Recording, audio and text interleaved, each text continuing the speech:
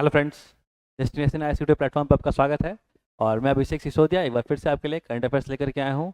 I hope अपना preparation काफ़ी अच्छे से कर रहे होंगे। थोड़ा एग्जामिनेशन डेट का कन्फ्यूज़न चल रहा होगा आप लोगों में, बट आप प्लीज़ इसमें कन्फ्यूज़न ना क्रिएट करें और अपना जो भी है तय समय के लिए अपना पढ़ाई को कंटिन्यू रखें और उसी के अकॉर्डिंग अपना सिलेबस को कंप्लीट करते रहें। ठीक है। तो करंट अफेयर सेक्शन में हेल्प करने के लिए मैं आपके लिए कुछ हमेशा कोशिश करता हूँ कैसे क्वेश्चंस को लाया जाए जो कि कहीं ना कहीं 70 BPSC से रिलेवेंट रहेंगे और आपको एग्जाम में देखने को मिल सकते हैं। ओके, तो चलिए स्टार्ट करते हैं हम लोग आज का सेशन। आज बेसिकली 16 अक्टूबर है और देखते हैं कि आज के ऐसे कौन कौन से टॉपिक हैं क्वेश्चन के फॉर्म में जो कि कहीं ना कहीं आपको ज़रूर हेल्प करेंगे। ओके, चलिए स्टार्ट करते हैं। तो पहला क्वेश्चन क्या है आपके लिए? पहला क्वेश्चन है, which of the following airports has been awarded the platinum award for energy efficiency. Okay, तो अभी हाल ही में निम्नलिखित में से किस हवाई अड्डे को ऊर्जा दक्षता के लिए प्लैटिनम पुरस्कार से सम्मानित किया गया है? आपके ऑप्शंस हैं, ए सरदार वल्लभ भाई पटेल इंटरनेशनल एयरपोर्ट जो कि अहमदाबाद में है, B Indira Gandhi International Airport Delhi, C Kempegowda International Airport Bangalore, या फिर D Chhatrapati Shivaji Maharaj International Airport Mumbai. तो क्या आपको कुछ गैस करने की कोशिश करो जहाँ पे इस पर्टिकुलर एयरपोर्ट को अभी प्लैटिनम अवार्ड दिया गया है। थोड़ा फैक्चुअल हो जाएगा, अगर आपको पता है तभी आप कर पाएंगे, नहीं तो मुश्किल है। देखो, सही आंसर हो जाएगा इसका सरदार वल्लभ भाई Patel international airport Ahmedabad. Okay, और थोड़ा सा डिटेल देख लेते हैं हम लोग, तो सही आंसर ए हो जाएगा आपका। देखो यहाँ पे, तो सरदार वल्लभ भाई पटेल इंटरनेशनल एयरपोर्ट कहाँ है? अहमदाबाद में। कभी कभी ना थोड़ा सा एयरपोर्ट का ना मतलब कौन सी जगह पे है, किस नाम से जाना जाता है उसको, ठीक है, तो इसको भी आप लोग ध्यान रखो। कभी कभी मैच द कॉलम में स्टेट पीसेस में ऐसे भी क्वेश्चन पूछ ले जाते हैं, ठीक है ना। तो सरदार वल्लभ भाई पटेल इंटरनेशनल एयरपोर्ट जो कि अहमदाबाद में है has won the platinum award for energy efficiency. यहाँ पे एनर्जी एफिशिएंसी क्या होता है? देखो, एनर्जी एफिशिएंसी सिंपल बोलने का मतलब है कि एनर्जी को किस मतलब एफिशिएंट वे में यूटिलाइज करना, ठीक है ना। हम लोग देखो कोई भी चीज़ का प्रोडक्शन करते हैं या यूज़ करते हैं तो कोशिश करते हैं कि वो कम से कम एनर्जी का यूज़ करके हमको मैक्सिमम आउटपुट दे सके। इसी का मतलब होता है एनर्जी एफिशिएंसी, कि हम लोग बहुत ज़्यादा रिसोर्सेज का एक्सप्लॉयटेशन करके कोई एनर्जी प्रोड्यूस ना करें, ठीक है ना। तो इस तरह से कुछ भी ऐसे टेक्नोलॉजीज़ का यूज़ करते हैं हम लोग जिससे कि कम से कम एनर्जी के लागत से हम लोग कुछ पर्टिकुलर काम को कर पाए, ठीक है ना। ओके, तो सरदार वल्लभ भाई पटेल इंटरनेशनल एयरपोर्ट अहमदाबाद को अभी आपको प्लैटिनम अवार्ड दिया गया है एनर्जी एफिशिएंसी के क्षेत्र में at the society of energy engineers and managers awards in new Delhi. तो बेसिकली एक प्रोग्राम होता है, उसका नाम क्या है? Society of energy engineers and managers, ठीक है ना। थोड़ा शॉर्ट में हम लोग सीन भी बोलते हैं, society for energy engineers and managers award, जो कि कहाँ पे हेल्ड किया गया था? आपका दिल्ली में किया गया था ऑन September 26, ठीक है ना। तो वहीं पे आपको अहमदाबाद सरदार वल्लभ भाई इंटरनेशनल एयरपोर्ट को आपका प्लैटिनम अवार्ड दिया गया। The airport received the award for its commitment to sustainability and energy efficiency. बोलने का मतलब बहुत ज़्यादा कोशिश कर रहा है आपका सरदार वल्लभ भाई पटेल इंटरनेशनल एयरपोर्ट ताकि वो एनर्जी एफिशिएंट वे में चीज़ों को चला पाए, रन कर पाए, जिससे कि कम से कम पॉल्यूशन हो, कम से कम एनर्जी रिक्वायरमेंट लगे, ठीक है ना, किसी भी पर्टिकुलर प्रोग्राम को करने में। ओके, आई थिंक आप लोग याद रखिएगा इस चीज़ को। मूव करते हैं हम लोग अगले क्वेश्चन में। अगला क्वेश्चन है very simple and crisp question, who among the following has not been awarded. ध्यान रखना यहाँ पे, मैं बोल रहा हूँ नॉट बीन अवार्डेड, ठीक है ना, not been awarded the Nobel prize in economics 2024। Basically क्या है, तीन लोग हैं तो तीन लोग को मिला हुआ है, जिन तीन लोग का नाम इसमें है। एक पर्टिकुलर ऐसा पर्सन है जिसको इकोनॉमिक्स के लिए नहीं मिला, आपको वही पहचानना है, ठीक है।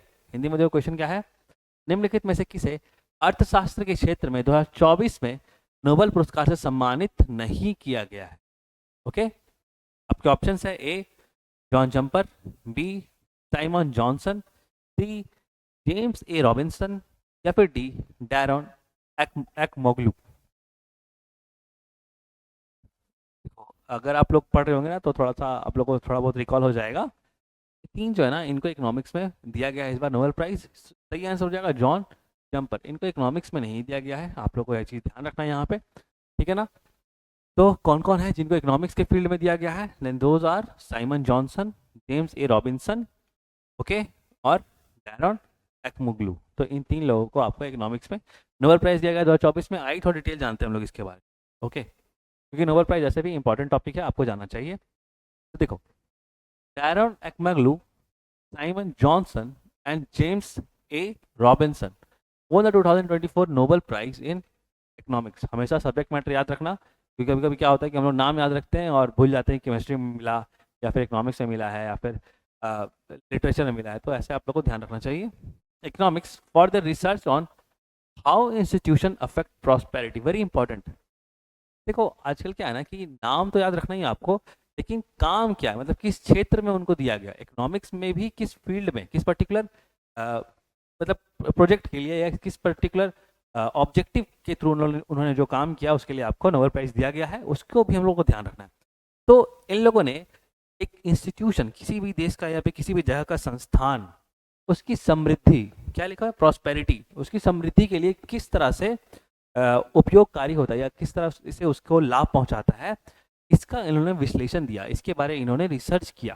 ठीक है ना, कि एक इकोनॉमिक इंस्टीट्यूशन किस तरह से किसी भी जगह के समृद्धि यानी प्रॉस्पेरिटी के लिए लाभदायक होता है या फिर उसका कारण होता है, इसके विश्लेषण के लिए इन्हें इस बार नोबेल प्राइज दिया गया है. Okay, the royal Swedish academy of science said their work shows the supporting democracy and inclusive institutions is important for economic development.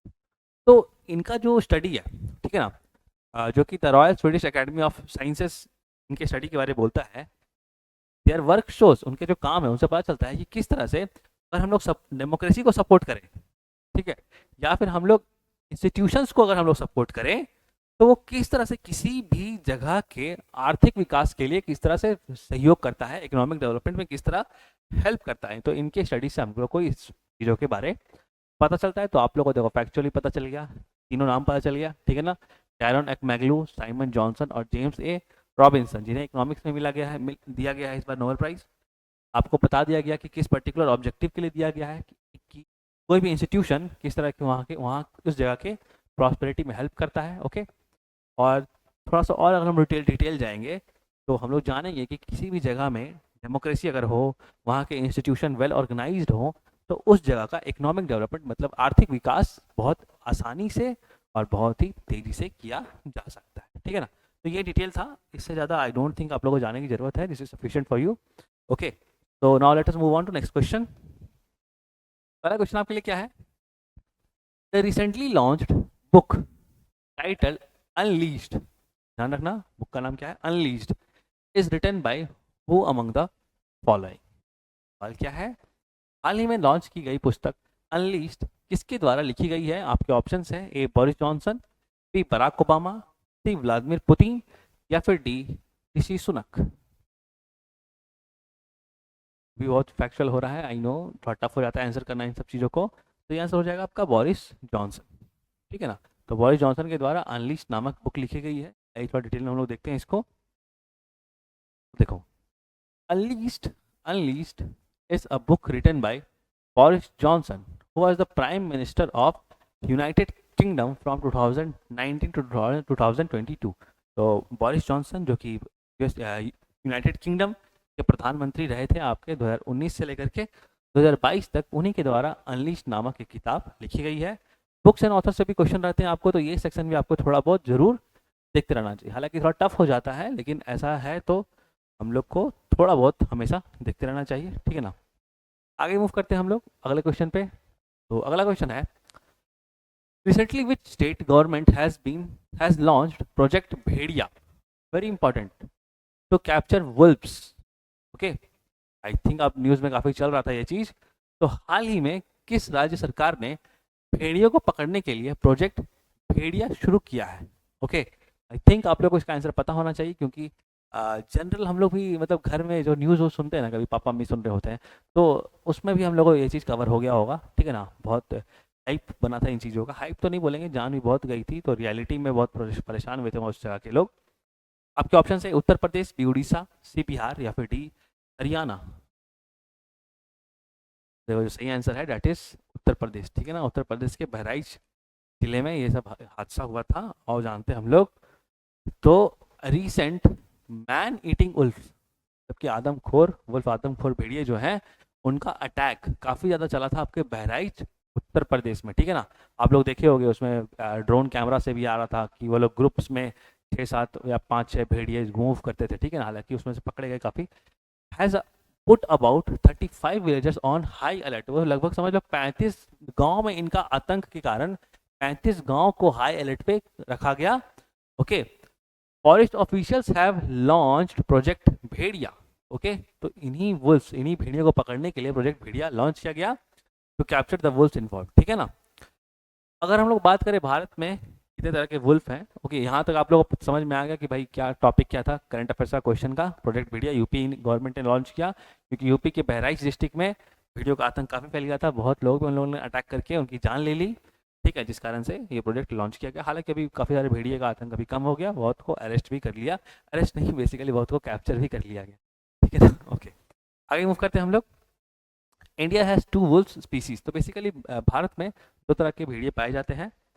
The Indian wolf in peninsula region, तो बोलने का जो पठारी क्षेत्र है, जो पेनिनसुला क्षेत्र है, पठारी क्षेत्र, वहाँ पे इंडियन वुल्फ्स पाए जाते हैं। ओके, और हिमालयन वुल्फ्स भी एक कैटेगरी है। क्या है? Himalayan wolves in the upper trans Himalayan ranges. तो अपर ट्रांस हिमालयन रेंजेस जो कि आपका कहीं ना कहीं लद्दाख जैसे एरियाज हो गए, ओके, ये सब में आपका क्या है कि अपर ट्रांस हिमालयन रेंजेस में आपके हिमालयन वुल्फ पाए जाते हैं। तो 2 तरह के हैं, एक पेनिनसुला जो कि पठारी क्षेत्र बोलते हैं हम लोग, वहाँ पे इंडियन वुल्फ पाए जाते हैं, और हिमालयन रेंजेस में आपके ट्रांस हिमालयन रेंजेस में आपके हिमालयन पहाड़ी भेड़िए पाए जाते हैं, ठीक है ना। ध्यान रखना यूपी का भी तो बहुत सारा बॉर्डर ऐसा है जो कि नेपाल से कनेक्टेड है, तो उस कारण से भी उस ये सब एरिया कनेक्ट हो जाता है, ठीक है। ओके, आई थिंक यहाँ इतने से आप लोग क्वेश्चन कर लोगे। आगे मूव करते हैं हम लोग। Which state has declared heat wave as a natural disaster to provide financial assistance to citizens affected by extreme heat। Very important, एक नेचुरल कैलामिटी को जिस पर्टिकुलर स्टेट ने मतलब एक नेचुरल इवेंट को वहाँ का मतलब एक आपदा घोषित कर दी, तो उससे रिलेटेड क्वेश्चन है आपका, किस राज्य ने अत्यधिक गर्मी से प्रभावित नागरिकों को वित्तीय सहायता प्रदान करने के लिए हीटवेव को प्राकृतिक आपदा घोषित किया है। ओके, तो आपके ऑप्शंस हैं ए मध्य प्रदेश, बी उड़ीसा, सी राजस्थान, या फिर डी तमिलनाडु। तो इसका जो सही answer date is a Madhya Pradesh, ठीक है ना। तो मध्य प्रदेश ने ही आपका क्या किया है, जो भी हीट वेव्स हैं उसको एक तरह से एक नेचुरल कैलामिटी घोषित कर दिया, जिस कारण से क्या है कि अब वो अगर लोग उनसे अगर परेशान होंगे तो उनको फाइनेंशियली हेल्प किया जा सकता है, ठीक है ना। बहुत सारे क्राइटेरियाज रहते हैं, आप डायरेक्टली फाइनेंशियल हेल्प नहीं प्रोवाइड कर सकते जब तक कि स्टेट के प्रोवाइडेड नॉर्म्स के थ्रू वो चीज़ कवर नहीं हो रहा हो, ठीक है ना। और देखते हैं इसमें क्या है डिटेल थोड़ा। तो recently the Madhya Pradesh government has recently officially notified heat wave as a local disaster. तो कहीं ना कहीं एक अपना एक लोकल डिजास्टर घोषित किया गया है, किस चीज़ को, हीट वेव को। Okay, under the Madhya Pradesh disaster management act 2005। तो मध्य प्रदेश आपदा प्रबंधक जो एक्ट है 2005 का, उसके थ्रू अब हीट वेव को नेचुरल कैलामिटी घोषित कर चुकी है मध्य प्रदेश गवर्नमेंट। और अब ऐसा कुछ होता है, हीट वेव अगर ज़्यादा होता है तो वहाँ के जो लोग होंगे उनको फाइनेंशियल हेल्प ही प्रोवाइड किया जाएगा, ठीक है ना।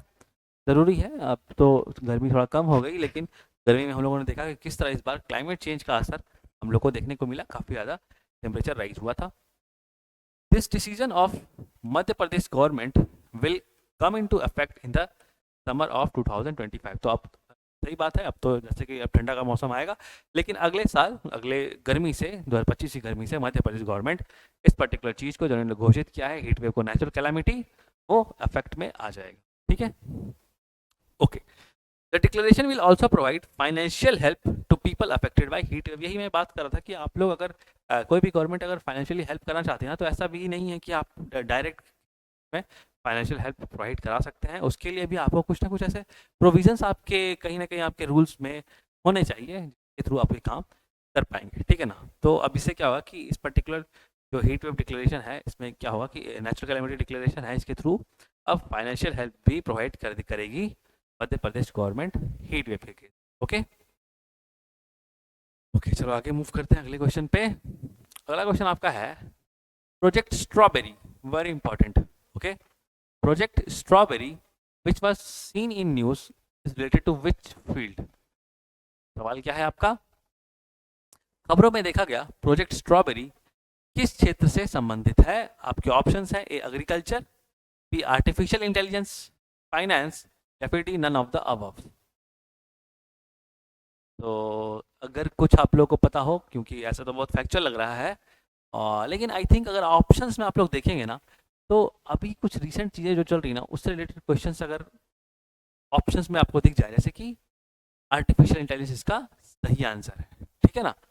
तो आर्टिफिशियल इंटेलिजेंस के क्षेत्र में यानी यांत्रिक बुद्धि की क्षेत्र में आपका प्रोजेक्ट स्ट्रॉबेरी है। और जानते हैं, समझते हैं हम लोग कि प्रोजेक्ट स्ट्रॉबेरी क्या चीज़ है, ठीक है। तो Open AI, okay, Open AI is preparing to release its most advanced artificial intelligence. तो ओपन एआई जो आर्टिफिशियल इंटेलिजेंस की कंपनी है, उन्होंने अपना सबसे latest most advanced artificial intelligence model, जो कि potentially part of Chat GPT 5 का जो पार्ट है, इसका नाम क्या है? प्रोजेक्ट स्ट्रॉबेरी, ठीक है ना। तो कहीं ना कहीं ओपन एआई जिसका जो कि अभी एडवांस्ड एआई के फॉर्म में जो उसका मोस्ट एडवांस्ड एआई है, इसका नाम क्या है? प्रोजेक्ट स्ट्रॉबेरी को रिलीज करने जा रहा है, जो कि किसका पार्ट है? चैट जीपीटी 5 का पार्ट है, ओके। तो इन शॉर्ट आप समझ सकते हैं कि project strawberry artificial intelligence related है, ओपन एआई का एक ऐसा एडवांस्ड एआई है जो कि काफ़ी ज़्यादा, मतलब कि अभी अभी लेटेस्ट टर्म्स में हम लोग बात करें तो बहुत ज़्यादा एडवांस्ड है, ठीक है। This model is expected to greatly enhance artificial intelligence reasoning. अब इसके थ्रू क्या होता है? आर्टिफिशियल इंटेलिजेंस से हो क्या रहा है, हम किसी भी चीज़ को एक लेवल ऊपर लेकर के जा रहे हैं, चाहे वो कोई भी कैलकुलेशंस हो, कोई भी प्रोग्रामिंग हो, ठीक है ना। तो उसी तरह से अगर हम लोग ये एडवांस्ड आर्टिफिशियल इंटेलिजेंस जिसका जो कि बनाया जा रहा है किसके थ्रू? ओपन एआई के थ्रू बनाया जा रहा है अंडर प्रोजेक्ट स्ट्रॉबेरी। अगर ये इसको बनाने के बाद क्या होगा ना कि इसके एप्लीकेशन से आप बहुत ही high quality artificial intelligence reasoning बना सकते हैं, मैथ्स बना सकते हैं, प्रोग्रामिंग स्किल्स कर सकते हैं, ठीक है ना।